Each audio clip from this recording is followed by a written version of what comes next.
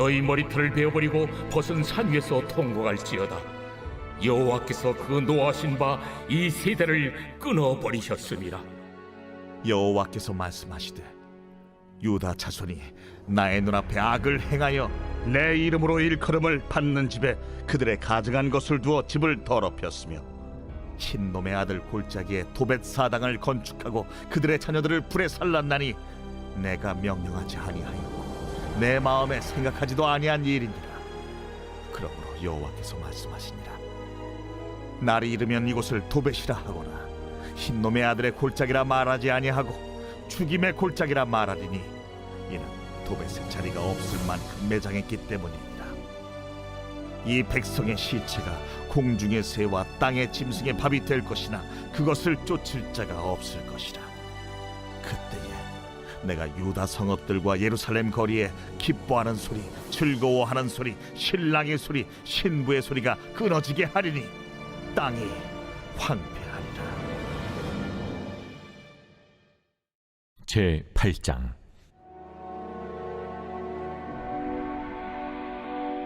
여호와의 말씀이니라. 그때의 사람들이 유다 왕들의 뼈와 그의 지도자들의 뼈와 제사장들의 뼈와 선지자들의 뼈와 예루살렘 주민의 뼈를 그 무덤에서 끌어내어 그들이 사랑하며 섬기며 뒤따르며 구하며 경배하던 해와 달과 하늘의 무별 아래에서 펼쳐지게 하리니 그 뼈가 거두이거나 묻히지 못하여 지면에서 분토가 될 것이며 이 악한 민족에 남아있는 자 무릇 내게 쫓겨나서 각처에 남아있는 자들이 사는 것보다 죽는 것을 원하리라.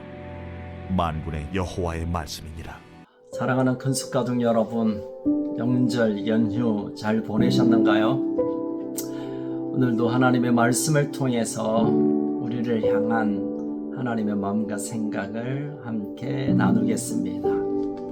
자, 오늘 나눌 말씀은 예레미야 7장 29절에서 8장 3절의 말씀입니다. 유다 백성들은 하나님의 성전을 생명처럼 여기고 이 하나님의 성전에 흘러나오는 은혜로 살아가야 할 텐데 하나님의 성전에 우상들을 가지고 들어와 세웠습니다.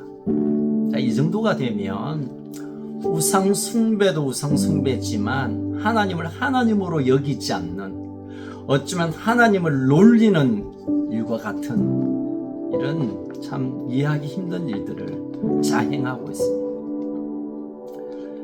전능하신 창조주 유일하신 하나님을 믿는다면 있을 수 없는 일이죠. 마치 내 남편 혹은 내 아내와 함께 살아가고 있는데 다른 남자, 외간 남자 또는 다른 여자를 집에 데리고 와 마치 두 남편 또는 두 아내가 함께 사는 모습과 같습니다. 그런다면 아마 원래 남편 또는 원래 아내는 심한 모욕감을 느끼게 될 것입니다. 말도 안 되는 일을 지금 하나님의 백성이라 불리우는 유다가 행하고 있습니다. 이제 32절에 보면 흰놈 골짜기라는 이곳에 도벳 사당을 건축하고 자식을 불태워서 제물을 삼는 정말 끔찍하고 역겨운 행위를 일삼고 있습니다. 여러분, 이 자녀를 제물로 삼는 것은 암몬 족속이 그들의 신인 몰렉에게 제사 드릴 때 했던 것을 따라하는 참 못되고 잔혹한 일을 따라하는 이런 일이 일어납니다. 그래서 하나님께서 이 흰놈 골짜기를 죽음의 골짜기라고 부를 것이라고 말씀하고 있는 것이죠. 다시 말하면 하나님의 저주가 임하는 곳이 될 것이라고 말씀하시는 거죠. 유다 백성의 시체가 이제 들짐승의 밥이 될 것이고 유다와 예루살렘의 기쁜 일이 이제는 더 이상 일어나지 않을 뿐만 아니라 황폐하게 되고 하나님의 무자비한 심판이 이제 시작될 것을 예고하고 있습니다. 예루살렘에서도 버젓이 우상을 섬기고 하나님의 성전에 우상을 가져다 놓고 몰렉 신을 섬기는 자녀를 제물로 드리는 이 끔찍한 행위에 관해 하나님께서는 더 이상 참을 수 없음을 말씀하며 철저히 응징하겠다고 말씀하십니다. 자, 8장 들어가서 하나님의 심판은 더 처참할 정도로 일어날 것을 예고합니다. 무덤에 묻혀 있었던 왕들의 뼈, 지도자들의 뼈, 또는 제사장들의 뼈, 선지자들의 뼈, 예루살렘 사람들의 뼈를 파헤칠 것이라고 말합니다. 여러분, 무덤을 파헤쳐서 시신과 뼈를 드러내는 것은 참혹한 모독과 수치를 의미합니다. 그들이 섬겼던 해와 달, 별들의 신, 즉 모든 우상 앞에 아무런 보호를 받지 못하고 분토처럼, 정말 쓰레기보다 더 못한 것처럼 처참하게 여길 것이라고 하나님이 말씀하고 있는 것이죠. 경고하는 것입니다. 그리고 살아남아 있는 자도, 야, 차라리 죽는 거 훨씬 낫겠다, 살아있는 그 자체가 저주가 되어버리는 이런 끔찍한 하나님의 심판에 대한 예고를 하나님의 사람 예레미야를 통하여 전하고 있습니다. 왜요? 하나님이 돌아오라고 하는 간절한 마음이 지금 상처 입은 그런 모습을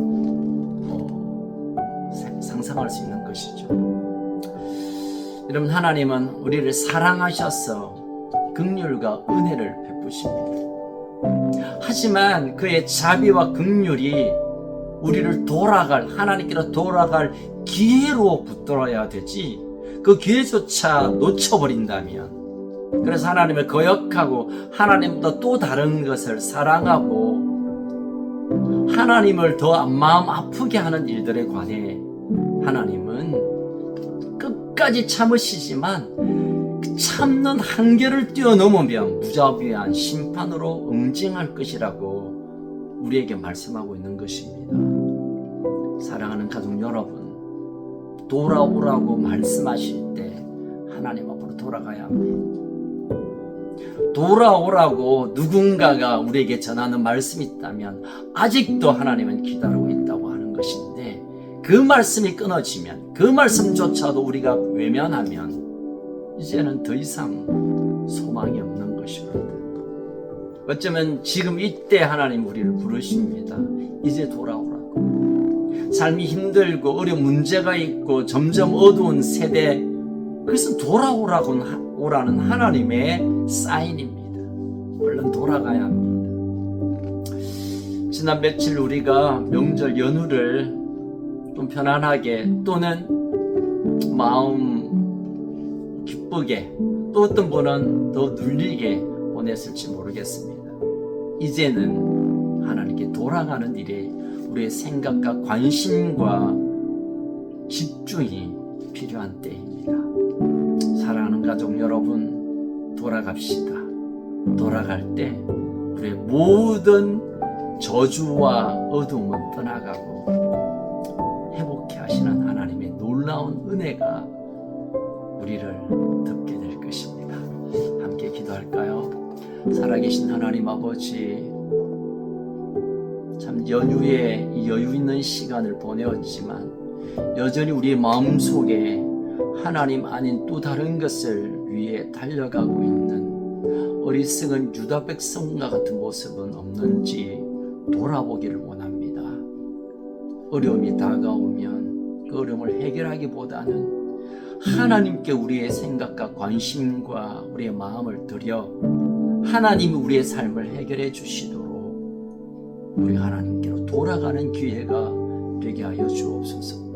흩어져 있는 우리 가족들 돌아오는 걸음을 지켜주시고, 어디에 있든지 하나님이 우리를 향하여 돌아오라고 말씀하시는 이 마지막 기회를 붙들고 다시 은혜 안으로, 다시 하나님의 그 기쁨 안으로, 하나님 주시는 그 풍성함으로 다시 되돌리는 그런 역사가 있게 하여 주옵소서. 연휴가 지나고 또 우리의 삶의 터전에서 하나님의 실제적인 도우시는 손길을 경험하는 우리 가족들 되게 하여 주옵소서. 우리의 참 소망이 되시는 예수님 이름으로 축복하며 기도합니다. 아멘. 여러분 무사히 잘 다녀오시고 또 오늘도 돌아가는 걸음이 되기를 축복합니다.